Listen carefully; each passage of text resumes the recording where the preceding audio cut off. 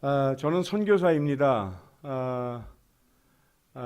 우리 담임 목사님, 또 원로 목사님, 또 장로님, 우리 교회 리더십을 통해서 여러분들이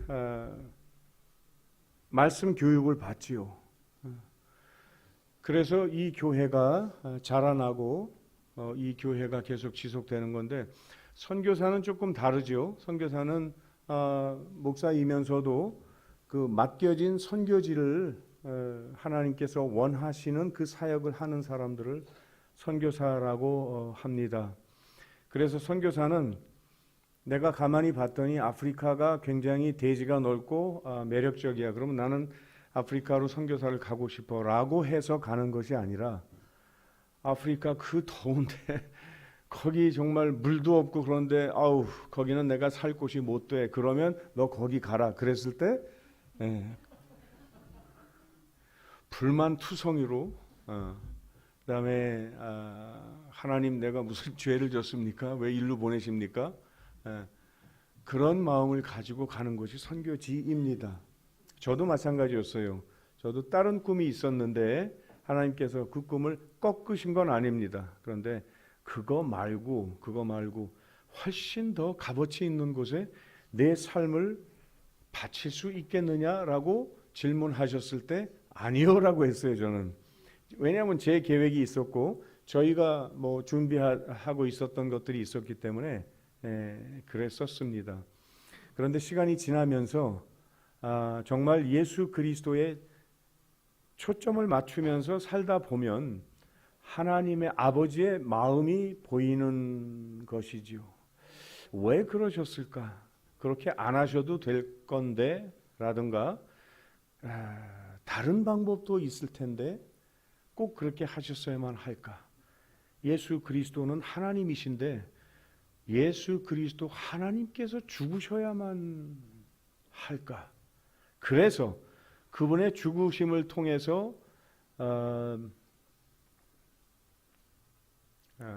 베네핏이 뭐죠? 베네핏 받는 사람, 특혜를 받는 사람이, 그분의 하나님의 죽으심을 통해서 특혜를 받는 사람이, 받는 대상이 누군가 하면 죄인들이래요. 값어치 없는 것을 향해서 하나님은 왜 죽으셨을까? 우리가 이해할 수 없는 건데, 그럼에도 불구하고 하나님께서 그렇게 하셨기 때문에 이해하려고 노력하다 보면 어느 순간에는 보이겠죠. 조금씩 그 마음을 알게 되어 가면서 내가 나 자신을 위해서 추구했던 것들이 얼마나 큰 값어치가 없는지를 알게 되면 그때부터는 이제 헌신과 순종이 일어나게 되겠죠. 그렇게 되기까지는 시간이 좀 걸리긴 하지만 결국은 우리가 그 이해에 다다르게 될 것입니다. 에베소서 4장 13절에 우리가 모두 다 교회에서 부르심을 받아서 커가는데 그리스도의 장성한 분량에까지 이르게 하는 것, 그게 우리 하나님의 뜻입니다. 그렇게 해서 자라나는 것이죠. 그래서 에베소서 4장 13절 말씀을 우리가 잘 외우는데 4장 11절 말씀은 또 그냥 지나가기도 해요. 그래서 이 모든 것들을 위해서 하나님께서는 교회에 부르셨어요. 교회에 사람들을 부르셨는데 첫 번째는 아포스톨, 이거 보내심 받은 자예요. 이게 선지자, 뭐죠? 한국말로? 제가 이 구절은 한국말로 준비를 안 했었는데 한번 보실까요? 에베소서 4장 11절.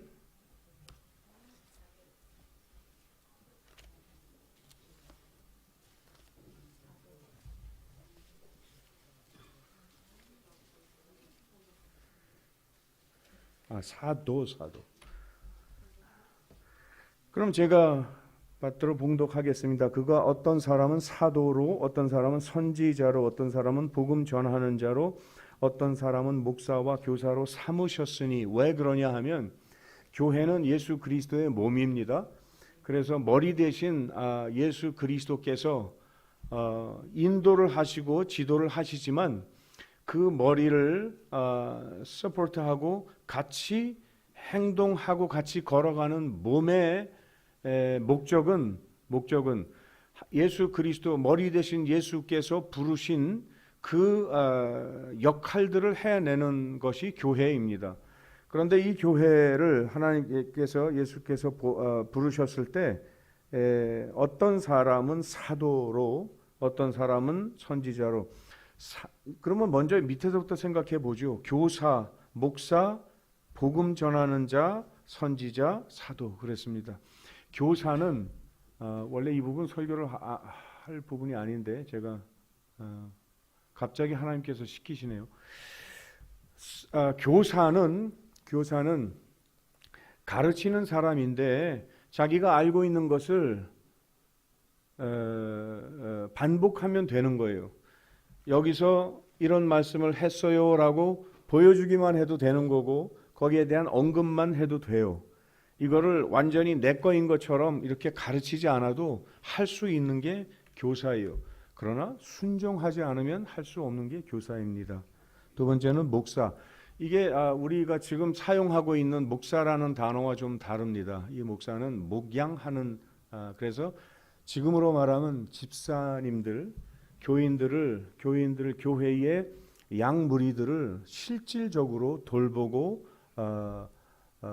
돌보는 그런 집사님들, 그 다음에 장로님들, 이런 분들을 말씀하시는 거고요. 복음 전하는 자들은 예수 믿는 사람들이면 다 복음 전하는 자들입니다. 예수 믿었는데 예수가 다른 사람에게 전해지는 것이 부끄럽거나 두렵거나 아니면 별 의미 없다라고 생각되면 그건 가짜지요. 그러니까 예수 믿는 사람이 아니죠. 예수가 없는 사람이죠. 중간 단계에 딱 이걸 넣었어요. 이 말씀에서. 그래서 요걸 기점으로 해서 컸느냐, 성장했느냐, 성장했으면 그 다음 단계가 선지자입니다. 선지자는 예수 하나님의 말씀을 받아서 전하는 사람이에요. 그래서 하나님께서 그 시간과 장소에서 전하고자 하시는 메시지가 있을 때 그 사람을 통해서 하나님께서는 전하길 원하십니다. 목사님이시죠, 그죠? 목사님께서 매 주일마다 말씀 나눌 때 목사님의 말로 하지 않고 하나님께서 주신 말씀으로 성도들에게, 양들에게 꼴을 먹이는 이유는 아버지께서 그걸 원하셨기 때문입니다. 그리고 마지막에 이제 사도입니다. 사도는 아포스톨인데 이거는 보내심 받은 자예요. 그래서 이게 순서를 보면 교사가 하찮은 게 절대로 아니에요. 순종하지 않으면 절대로 입문할 수가 없는 것이 교사의 역할이거든요. 그런데 이 교사부터 시작해서 이 교사가 남을 가르치는 것뿐만이 아니라 이 교사부터 크기 시작하는 거예요. 거기서부터 자기가 크는 거예요. 크고 그 다음에 다른 사람도 돌아볼 수 있는 마음도 생기고 여유도 생기고 그 다음에는 이제 말씀이 진짜로 자기 삶에 들어오기 시작하면 이거 좋은 말인데 당신도 가지세요라고 쉐어하기 시작하는 것입니다. 그 다음에 이제 자기 삶이 조금씩 줄어들기 시작하는 것이죠.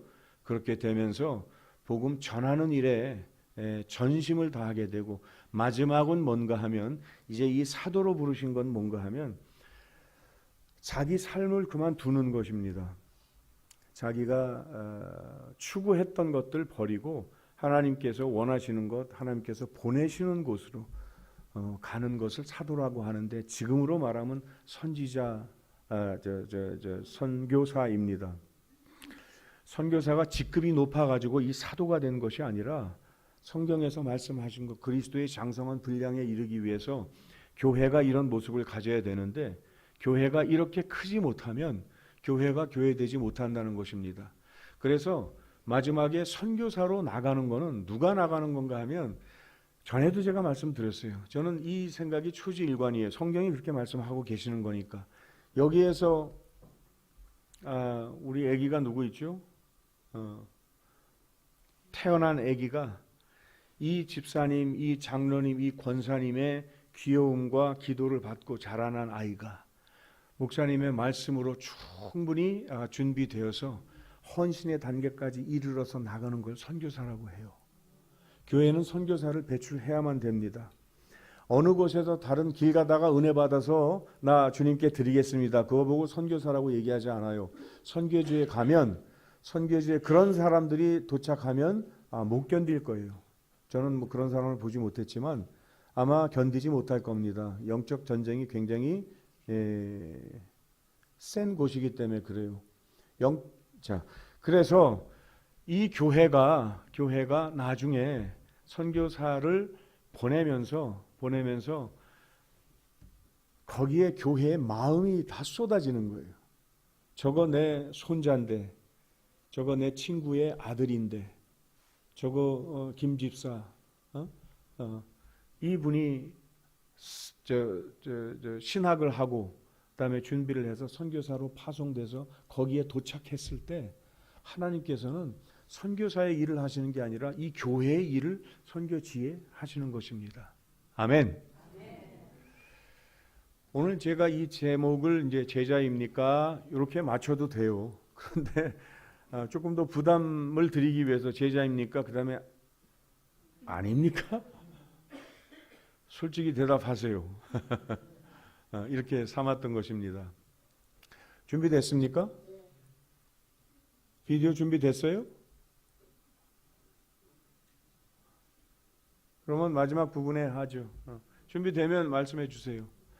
왜 이렇게 제가 말씀을 드렸냐 하면 먼저 이제 동영상 보여드리고 제가 이제 나누려고 했던 말씀인데 저희가 이제 선교사님들이 이제 사역을 하시면 우리는 하나님께서 우리 선교지에 이런 일들을 하셨습니다라고 이제 보여주시죠. 근데 그것들이 거의 대동소이해요. 별로 그렇게 크게 다르지 않아요. 조금 더 헌신했느냐 아니면 조금 덜 헌신했느냐. 그래서 뭐가 좀 부족한가 뭐 그 차이일 수는 있어요. 그런데 전부 다 하나님께서 하십니다. 선교사들이 다른 길 가지 못하게 하나님께서 막으세요. 왜냐하면 거기는 하나님께서 보내신 곳이에요. 하나님께서 보내신 곳이기 때문에 거기에 하나님의 마음이 있으세요.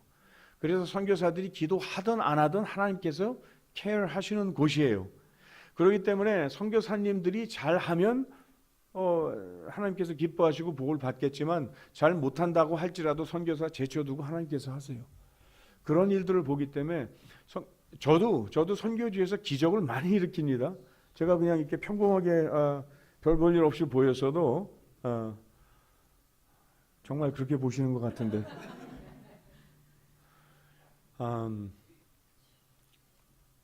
기도하면 하나님께서 낫게 하시고 하나님께서 원하시는 건 우리가 이 아픈 몸과 마음이 아니에요.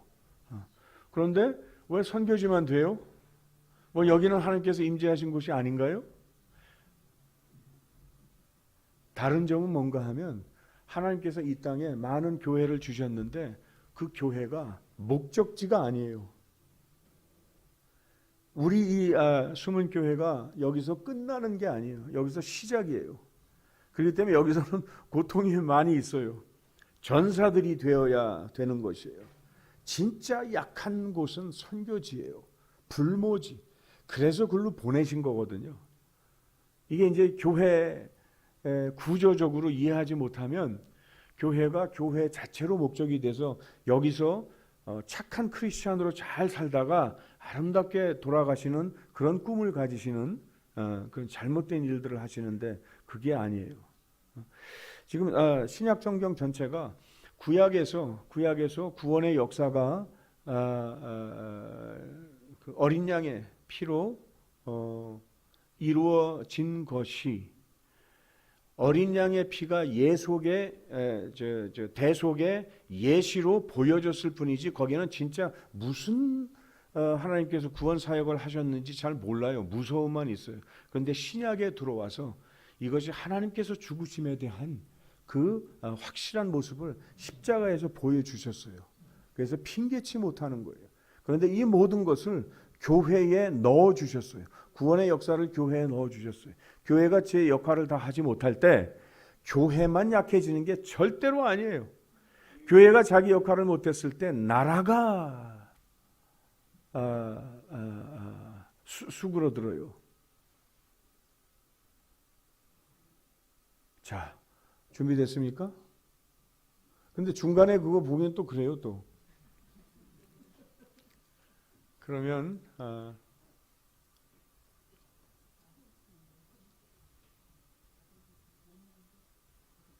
중간에 보긴 오케이 보여주시겠어요? 예, 그러면 잠깐 보겠습니다.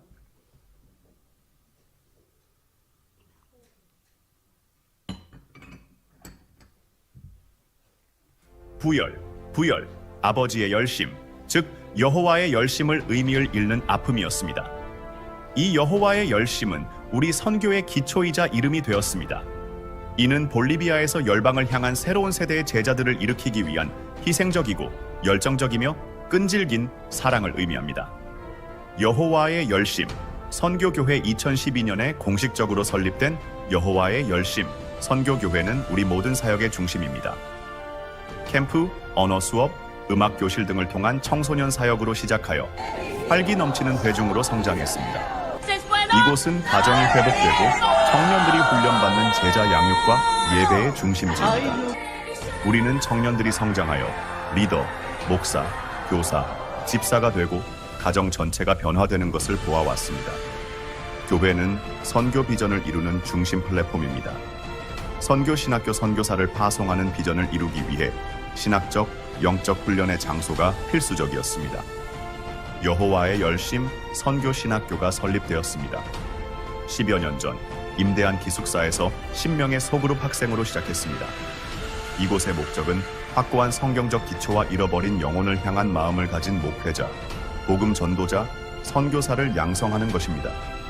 이 신학교에서 아르헨티나에서 사역 중인 호르헤 마차카와 그의 아내 나티비다드 유즈라와 같은 첫 파송 선교사들이 배출되었습니다.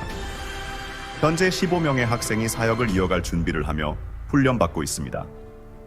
여호와 라파 의료센터 본 선교회는 영혼과 육체를 함께 치유하고자 합니다. 서양 의학과 동양 의학을 결합한 여호와 라파 의료센터가 설립되었습니다. 예레미야 홍 박사 선교사가 운영하는 이 센터는 지역 사회의 육체적 고통을 덜어주며 섬기고 있습니다. 이곳은 특히 접근이 제한된 환경의 사람들에게 다가갈 수 있는 강력한 복음 전도의 도구입니다.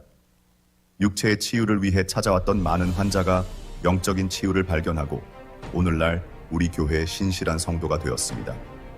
조이 사역 지속 가능성을 위한 도구, 조이는 미래의 선교사들을 위한 실습 훈련 및 지속 가능성, 자비량, 센터로 고안된 일련의 사역입니다.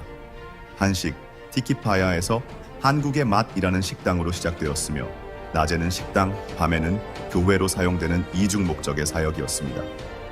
오늘날 조이 한식은 중요한 훈련센터입니다.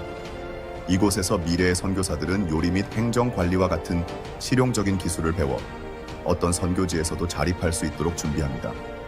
조이 태권도 스쿨, 또 다른 선교 도구로 대사범 태권도 스쿨이 설립되었습니다. 공인 사단인 예레미야 선교사가 이끄는 이 스쿨은 인격과 규율을 훈련합니다. 미래의 선교사들이 접근하기 어려운 국가에서 복음을 나누는 통로로 이 무술을 사용할 수 있도록 훈련시킵니다. 조이 새로운 시작, 그레이스 노 선교사가 관리하는 새로운 시작 사역이 설립되었습니다. 이 사역은 웨딩 플래닝을 전문으로 합니다. 단순한 행사 기획을 넘어 행정, 탁월함, 섬김을 가르치는 선교 도구로서 미래의 선교사들에게 실질적인 기술을 훈련시킵니다. 새로운 지평, 이삭 기독교 학교 하나님의 비전의 일환으로 현재 선교회는 이삭 기독교 사립학교를 운영하고 있습니다. 이는 다음 세대에게 그들의 기초부터 영향을 미치기 위한 믿음의 발걸음입니다. 목표는 성경적 원칙에 기초한 탁월한 교육을 제공하여 하나님을 사랑하고 볼리비아와 세계를 정직하게 섬길 미래의 지도자들을 양성하는 것입니다. 우리의 비전, 열방을 향한 300명의 선교사, 하나님의 신실하심 가운데 13년이 지난 지금 우리의 사명과 비전은 더욱 확고해졌습니다. 우리는 볼리비아에서 열방을 향한 300명의 선교사를 일으키기를 열망하고 소망합니다. 비전은 이 선교사들이 의사, 교사, 요리사, 무술가, 웨딩 플래너 등 자신의 전문 직업을 가지고 하나님께서 보내시는 열방으로 나아가 예수 그리스도의 복음을 전하는 것입니다. 그렇기 때문에 우리의 모든 프로젝트, 신학교, 기숙사, 의료센터, 조이 사역, 이삭학교는 그 자체가 목적이 아닙니다. 이 모든 것은 오직 하나님께서 열방을 위해 준비하고 계신 이 모든 선교사들의 영적, 신학적, 전문적, 실질적 준비를 위해서만 존재합니다.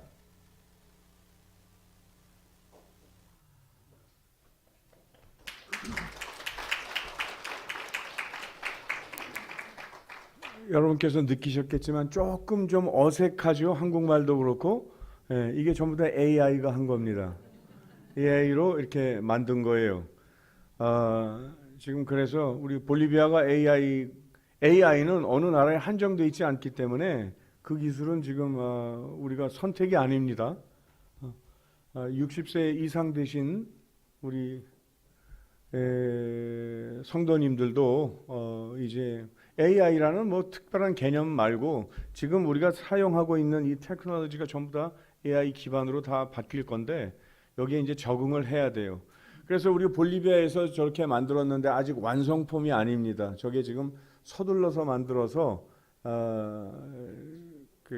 완성도가 없는데, 그러나 저기에서 저희가 계속 다 말씀드리는 건 뭔가 하면 선교사가 그 선교지에 도착해서 교회를 세우고 하고 하는 모든 사역은 또 다른 선교사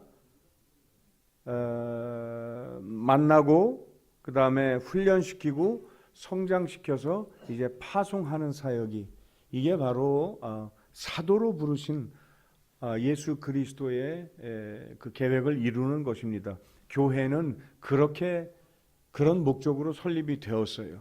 그래서 교회는 계속해서 성장해야 되는데 무슨 성장이냐 하면 또 다른 제자를 만드는 것이에요. 다시 말씀드리지만 교회에서는 정직하고 아름다운 사람을 많이 만드는 게 절대로 아니고요. 구원받은 사람이 이 구원이 도대체 내가 감당할 수 없는 은혜라는 것을 깨닫는 사람은, 그러면 나는 이 받은 구원으로 내가 무엇을 할까요? 하나님 나를 보내소서, 사용하여 주십시오라고 고백하는 자들이 늘어나게 만드는 것이 교회의 역할입니다. 그래서 제가 가끔 가다 한국에 들어올 때마다 물론 외국에서도 한국의 소식을 듣긴 하지만 한국에 들어올 때마다 놀라는 것은 어쩌면 이렇게 풍족하고 풍요롭고 그 다음에 너무 편리하게 발달이 돼 가고 다른 나라들이 누리지 못하는 그런 축복들을 한국은 어쩌면 이렇게 누릴까라고 생각을 하다 보면 기억이 나요. 저희 윗세대에 새벽 기도 하시는 그 분들, 그분들의 진심 어린 그런 기도들이 이제 열매를 맺어가고 있는 것들을 제가 봅니다. 그런데 동시에 그 열매가 쓰러져 가는 것도 보여요. 제가 여기에 살지 않으니까 가끔가다 들어와서 보면서 그게 보여요. 그래서 젊은 세대들이 예전보다 더 열성적으로 하나님을 찾는 것이 바람직한 건데 왜 그게 일어나지 않을까 고민하면서 기도하면서 생각해 보니까 이거였어요. 그래서 오늘 말씀을 요한복음 15장 8절 한 절을 제가 골랐는데 12시까지죠? 조금 더요? 네, 12시 한 40분까지?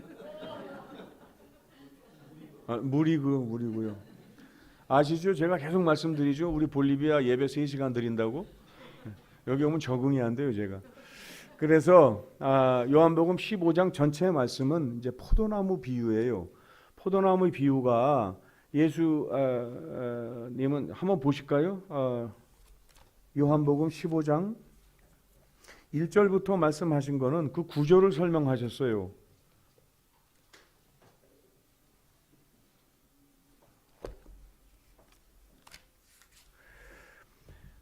예수 그리스도께서 말씀하시되 나는 참 포도나무, 예수님이 나는 내가 참 포도나무다. 그런데 내 아버지 하나님은 농부다라고 아이덴티파이 하셨어요. 누가 누군지 정확히 아셔야 돼요.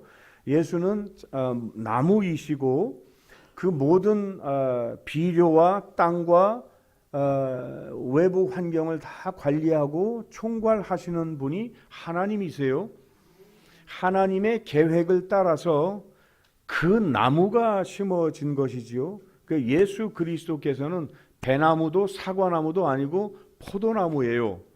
예수 그리스도께서 하신 건 첫째 순종이에요. 아버지 농부께서 준비하신 그 참 포도나무예요. 그 포도나무는 아버지 농부의 그 농업 그 기술에 의해서, 그 다음에 그분이 하신 일에 의해서 열매를 맺는 그 목적을 가진 것이 그 나무입니다. 그런데 그 나무가 어떻게 열매를 맺냐 하면, 나무 줄기에서 갑자기 열매가 나는 것이 아니라 좀 더 작은 부분들이 있어요. 그 가지들이 있습니다. 그 가지들에서 열매가 맺어지는 건데, 그 역할은 예수님이 아니라 우리들한테 말씀하셨어요. 그래서 너희는 가지다, 그렇게 말씀하셨어요. 이 구조가 굉장히 중요한 건데, 이 구조가 변경되면 모든 것이 없어지는 거예요. 아버지 농부가 계획했던 모든 것이 쓰러지는 거예요. 열매도 맺을 수가 없는 거고, 나무 하나만 덜렁 있는 것은 의미가 없는 거예요.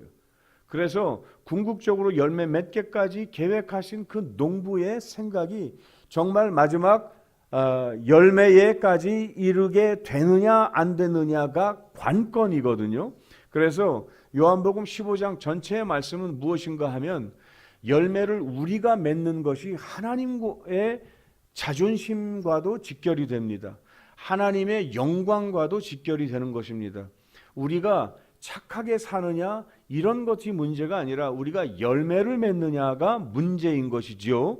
그래서 우리가 크리스찬이라고 하는 사람들이 생각해야 될 것은 뭔가 하면, 나는 누구인가예요. 나는 누구인가. 그래서 나는 열매를 맺는 것이 내 삶의 목적인데, 이 열매를 맺는 것이 어떤 목적을 충족시킬 것인가를 집중해서 생각하지 않으면 이상한 일들이 벌어진다는 것이에요. 그래서 열매를 맺지 못하거나 이상하게 되거나 그랬을 때 잘라지는 거예요. 그 가지를 쳐내는 거예요. 그래서 2절에 보면, 물은 내게 붙어 있어 열매를 맺지 아니하는 가지마다 아버지께서 그것을 제거해 버리시는데, 이것을 마지막 부분에 보면 깨끗하게 하시느니라 그랬어요. 나무를 잘라버리는 거 깨끗하다는 개념은 우리가 물로 씻어버린다는 개념인데, 잘라버리는 것을 왜 깨끗하다고 말씀을 하셨을까? 열매 맺기 위해서 방해가 되는 요소들을 잘라버리는 것이 진정한 이 나무의 마지막 목표 열매 맺는 것에 도움이 되는 것이에요. 다른 생각과 다른 원함이 거기에 장애가 되면 이 나무 전체가 맺는 열매들의 장애가 되기 때문에 깔끔하게 하기 위해서는 잘라버리는 것이에요. 열매 맺지 못하는 것은 무슨 얘기냐 하면, 나는 거짓말 안 하고 이쁘게 잘 사는 것, 그것을 말해요. 그게 나쁜 것인가요? 근데 성경은 나쁘다고 얘기했어요. 반드시 열매 맺어 라고 말씀하시는 거예요. 열매 맺지 못하는 가지마다 잘라버리는 것이에요. 이 말씀을 우리가 유념해야 될 것으로 생각합니다. 그래서 긴 얘기, 제가 선교사니까 중요한 포인트는 뭔가 하면, 내 안에 거하라. 그래야 열매를 맺는 거야. 거하되 똑바로 거해라 라고 하는 것이에요. 이 접붙임은 이제 돌감람나무, 참감람나무 그 얘기에도 나오지만, 자, 그거 다 그만두고 예수 그리스도의 본 가지에 붙어 있을 때 열매를 맺을 가능성이 있는데, 그냥 열매 맺는 거 원하시지 않고요. 열매를 맺되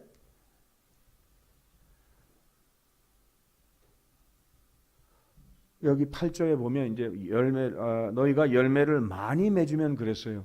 열매 조금 맺으면 그게 뭐 큰 잘못인가요? 원치 않으신다는 것이에요. 열매를 풍성하게 맺으라는 것이 이 농부의 뜻이에요. 농부는 자양분과 그다음에 그 나무의 퀄리티는 전부 다 준비되어 있어요. 거짓말 못해요. 이 가지가 열매를 충분하게 맺을 수 있는 조건들은 다 주시는데 열매를 맺지 못하는 것은 나쁘다라고 말씀하시는 거예요. 하나님, 나 너무 생활이 어려운데 교회 생활하기도 어렵고 기도하기도 시간도 없고 그것이 다 거짓말이다. 이 말씀을 하시는 거예요. 열매 맺을 수 있는 양분을 충분히 주셨음에도 불구하고 그것을 맺지 못했을 때 아버지께서 또 나무이신 예수께서 이거 아닌데 라고 말씀하신다는 것이에요. 자, 그렇게 쭉 내려와서 오늘 이제 핵심을 들어갑니다. 8절에 보면 너희가 열매를 많이 맺으면 내 아버지께서 영광을 받으실 것이요 그랬어요. 열매 많이 맺으면 아버지가 기뻐하십니다. 그게 영광이 되는 거예요. 농부가 자기가 원했던 그 열매들을 풍성하게 맺는 것보다 더 기쁨이 어디 있겠어요. 이 모든 영광은 아버지께서 받으시는 거예요. 그런데 그렇게 열매를 많이 맺으면 아버지께는 영광인데 이 나무이신 예수 그리스도도 영광이겠죠. 네, 그래서 아버지 나도 이 가지들을 많이 붙였는데 여기서 열매가 이렇게 많이 맺었으니까 나도 일을 잘한 거지요 라고 기뻐하실 수가 있는 것이죠. 그래서 이 구절은 너희가 열매를 많이 맺으면 내 아버지께서 영광을 받으실 것이고 나도 체면이 좀 서리라 뭐 이렇게 말씀하시면 괜찮은데 여기 뜬금없는 단어가 나와요. 그렇게 되면 너희는 내 제자가 되리라. 이게 무슨 말씀인가요? 열매 많이 맺었는데 나무가 말씀하시기를 그렇게 되면 너희들 너무 잘했어. 너무 좋아. 그것이 잘하는 것이야. 이런 게 흐름상 매끄러운 건데 그렇게 되면 이 가지 그때는 네가 내 제자가 맞아 라고 얘기하는 거예요. 자, 그래서 이 제자라는 말은 마세테스라는 말이에요. 그리고 원어로는 마세테스인데 왜 말씀을 드리냐면 우리가 수학이 영어로 뭐죠? 그죠? 그런데 그 수학의 앞에 단어가 math라는 거죠. math, M-A-T-H, math라는 건데 이 그릭의 원어가 마테테스예요. 그러면 앞에 부분에 이 뭔가 하면 우리가 수학을 숫자로 계산하는 것만 생각해요. 그럼 그 수학은 그게 아니고 수학은 철학이에요. 수학은 세상의 논리를 규칙적으로 이해하기 위해서 규칙을 넣는 거예요. 그래서 1 다음에 2의 순서가 와야 되는 거고 이게 같은 양의 증폭 또는 다른 포션으로 커가는 그 모든 원리를 파악해내는 그래서 바탕은 철학이에요. 이것이 왜 그런 식으로 나가는 것인가를 깊이 생각하는 이게 멘탈 프로세싱이라는 거예요. 이게 매스예요. 이 제자들은 누구인가 하면 제자들은 예수님 앞에서 이 나무 앞에서 내가 누구인가를 끊임없이 고민하고 생각하고 파악하는 사람들, 그 사람들 보고 제자라고 한다라는 뜻입니다. 그래서 이 제자들은 누군가 하면 이 나무는 무슨 나무인가를 처음 관심을 갖기 시작해야 되는 것이에요. 나는 여기 이제 잘 접붙이기만 하면 이제는 내가 열매를 맺을 거야. 그렇게 좋아하는 것이 아니라 이 나무는 무슨 나무이길래 내가 여기에 붙어야 되는 것인가? 여기에 붙지 않으면 나는 생명이 왜 없는가? 이 모든 것을 철저하게 깊이 생각하고 결단한 후에 연결이 되는 것이에요. 그렇기 때문에 제자라고 하는 것은 그냥 선생이 있으니까 좋은 것을 가르쳐 주니까 내가 겸손하게 받아야지라고 하는 것이 절대로 아니에요. 이 가지는 절대로 나도 이 나무가 되고 싶어요라는 것이에요. 그래서 이 단어를 쓴 거예요. 그냥 와서 붙은 게 아니고 철저하게 자신의 결단과 바람이 있는 것이에요. 그 다음에 붙은 다음에 완전한 희생이에요. 그 다음부터는 버리는 것이에요. 나무 본체에서부터 나오는 모든 양분, 내가 이거는 좋고 이거는 내가 조금 마음에 안 들어요. 그런 얘기하는 게 아니에요. 이게 100% 나는 여기에 이 나무 중에 한 부분입니다. 그래서 열매가 많이 맺게 하기 위해서는 전적으로 동일화되는 것이에요. 이 나무와 똑같아졌을 때 포도나무는 그 가지를 통해서 포도를 풍성하게 많이 열어요. 이거는 개런티돼, 이거는 장담되어져 있는 것이에요. 왜냐하면 농부가 다 한 일이기 때문에. 그래서 여기에 접붙여졌을 때 풍성한 열매를 맺으면 농부이신 하나님께서 좋아하시는 건 뭔가 하면 순종 때문에 영광을 받으시는 것입니다. 아멘. 예수 그리스도께서 좋아하시는 건 뭔가 하면 순종 때문에 나의 일부분인 제자가 된 것을 기뻐하신다라는 말씀입니다.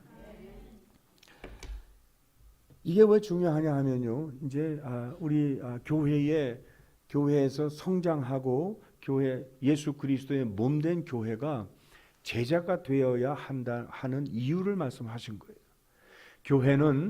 교회는 다시 말씀드리지만 하나님께서 원하신 것을 이루어 드리는 단체예요. 그래서 교회는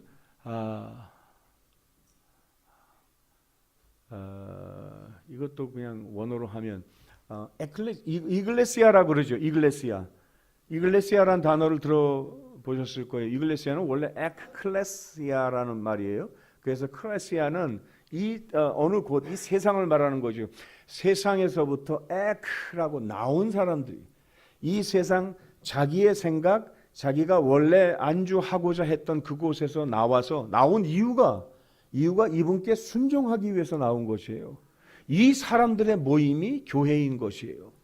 전도를 받아서 나 그거 몰랐었는데 예수 그리스도께서 나에게 생명을 주셔? 그러면 나 그거 원해 라고 결단해서 거기에 있던 곳에서 나온 사람들의 모임이 에클레시아, 이글레시아 교회인 것입니다.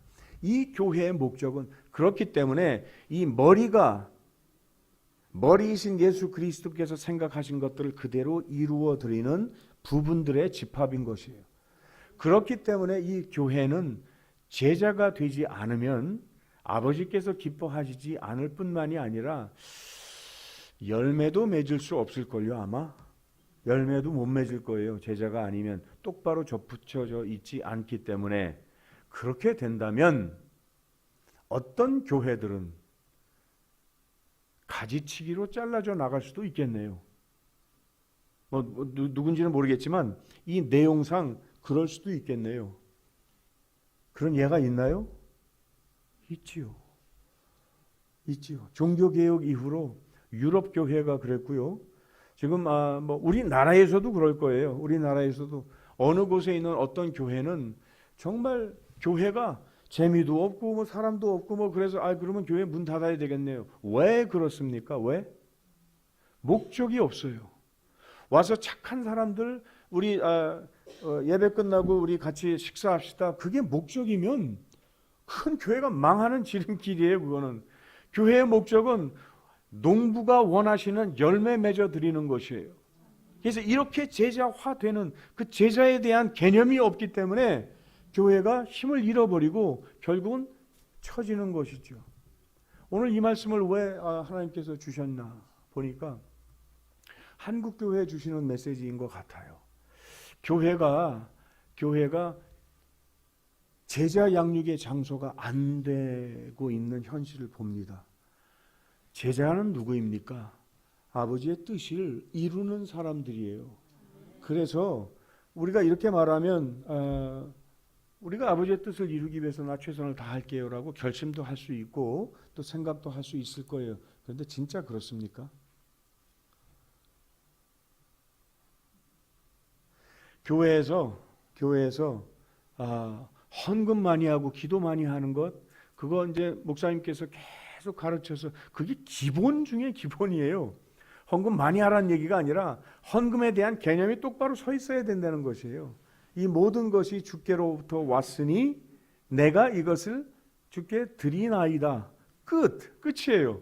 여기에 무슨 계산해서 하는 게 아니라, 그래서 이 기본을 가르쳐 드림에도 불구하고 모든 것이 주께로부터 왔는데 이건 주께서 나에게 축복해 주신 것이기 때문에 내 것입니다라고 끝나요. 끝이.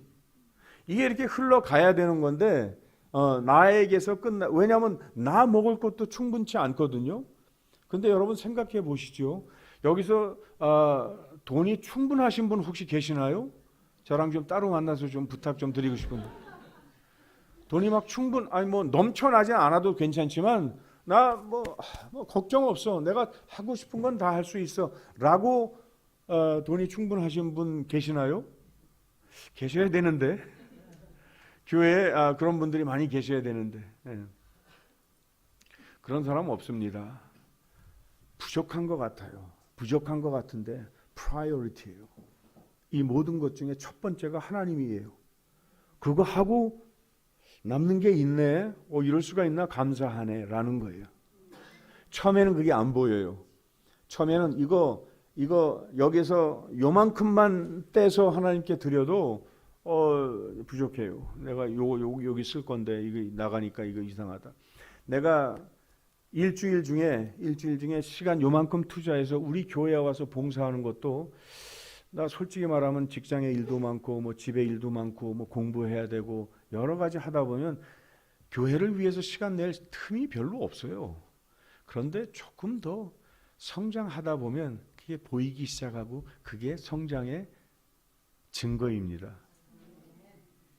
내가 이렇게 충분했었나? 내가 이렇게 충분했었나? 그럼에도 불구하고 내가 하나님께 드리지 못했네. 이걸 보는 게 죄책감이 아니고요. 그게 성장의 증거예요. 감사한 거예요, 그게. 그렇게 성장하면서 이제 이웃에게 이제 복음 전하는 자로, 이 좋은 것을 전하는 자로 이웃에게 다가가기 시작하고, 그 다음에 선지자의 역할을 할 수 있는 거예요. 그 다음부터는 메시지를 개인적으로 주세요. 너 이 말씀 저 사람한테 가서 전해라. 또는 이 말씀 이 무리들 가운데 전해라. 라고 하는 그런 단계에 이르게 되는 것이죠. 그걸 지나고 난다면, 그게 준비가 됐다라고 한다면 이제 다 버릴 수 있겠네요. 하나님, 이 집이 얼마짜린데요. 이걸 위해서 40년을 일했는데 이걸 버리고 가야 되나요? 갈등할 수가 있죠. 그 갈등조차도 쉽게 해결해 볼 수 있는 단계를 넘어서면 그때부터는 말씀하세요. 제가 가겠습니다. 제가 어디요? 아프리카, 제일 싫어하는 아프리카? 거기 제가 갈게요. 볼리비아 선교사입니다. 제가 계속 말씀드리지만 제가 볼리비아를 사랑했겠어요?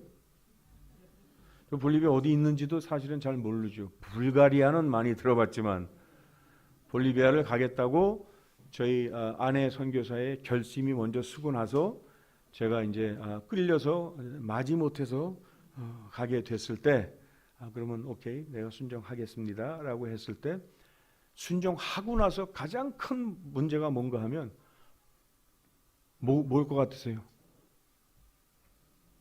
여러분들한테는 큰 문제가 아니에요. 근데 저한테는 큰 문제예요. 무슨 문제였을 것 같으세요? 바다가 없어요. 볼리비아는 바다가 없어요. 저는 동해 바다에서 자라났어요. 저는 국민학교부터 우리 목사님, 김선모 목사님도 다 아시겠지만 우리 국민학교 때 끝나고 나면 바닷가 가서 놀고 그랬거든요. 그렇게 하지 못하면 성이 안 풀리는 사람인데 하나님께서 저를 무슨 벌 주시려고 바다 없는 나라로 보내시나? 순종하기 쉽겠어요? 안 쉽겠어요? 보기에는 어려웠지만 저는 순종하기는 쉬웠어요. 괜찮았어요. 네. 그것이 하나님의 복이다. 하나님께서 이렇게 기회 주시는 것만도 감사하다. 저희가 말씀을 이제 마무리 단계에 들어가겠습니다. 볼리비아에서 저희가 훌륭해서가 아니라 볼리비아에서 사역을 하면서 계속 보이는 것은 뭔가 하면, 이렇게 볼리비아에 교회를 세웠다라고 한다면 우리 교회는 성도들이 잘 성장해서 마지막에 하나님께서 보내실 때 나 가겠습니다라고 할 거기까지 잘할 수 있는가가 저희들의 관심입니다. 그래서 교회는 항상 그게 관심이어야만 돼요. 교회는 항상 리더들이 자라나고 리더들이 계속해서 그 역할을 감당해야만 되는 것이에요. 그리고 마지막 최종 리더는 뭔가 하면 다 버릴 수 있겠냐? 그게 빌립보서 말씀이죠. 예수께서 이 땅에 오신 게 뭐예요? 다 버리신 거예요. 하늘 보좌 버리신 거는 우리가 대통령직을 잃어버리는 게 아니에요. 우리가 무슨 사장직을 잃어버리는 게 아니에요. 하늘 영광 버린다는 것은 저주로 들어간다는 것이에요.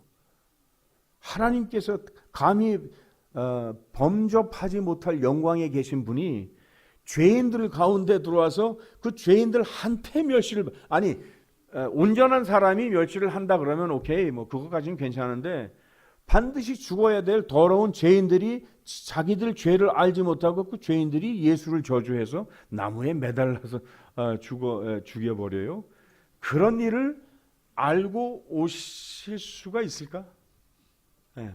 순종은 그런 것이죠. 거기까지 복종하신 교회가 그렇게 잘할 수 있는가? 교회가 그 작은 예수들로 넘쳐날 수가 있는가? 숨은 교회를 생각해 봤습니다. 젊은 분들이 별로 안 계시네요. 그래서 절망적인가요? 희망적이신가요? 왜 희망적이신가요?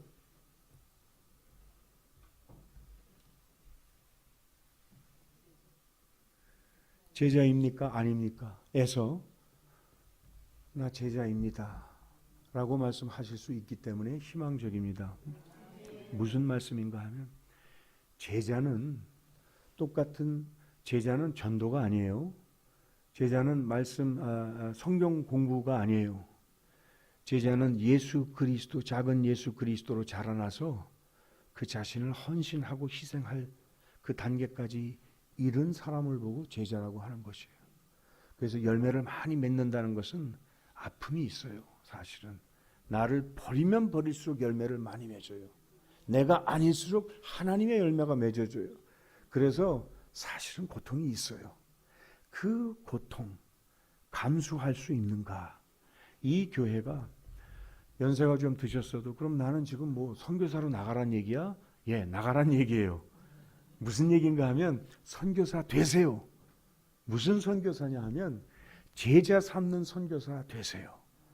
여러분들의 자녀들 이제 많이 성장했죠. 그래서 대부분의 아버지, 할아버지들이 우리 아들들이 다 컸어. 그런데 교회 안 다녀. 내가 어쩔 수가 없어. 그렇게 말하는 게 제자가 아닌 사람들의 말하는 것이에요.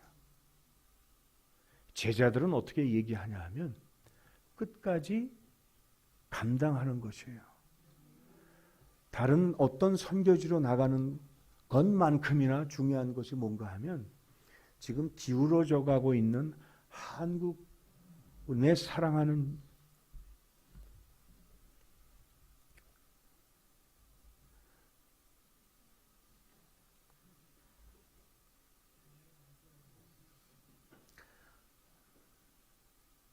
우리 한국이 예수 그리스도가 주인 되심을 고백하면서 사는 청년들이 필요해요. 누구냐 하면 우리 아버지 어머님들의 자녀들이에요. 그 아이들이 교회 안 나가는 거, 하나님 말씀을 만홀히 여기는 거 나는 어쩔 수 없어라고 절대로 말씀하지 마세요. 여러분들 선교사입니다. 선교사는 자신을 버려서까지 하나님께서 원하시는 그 보내심 받은 곳에 그 사역을 하는 자들이 선교사입니다.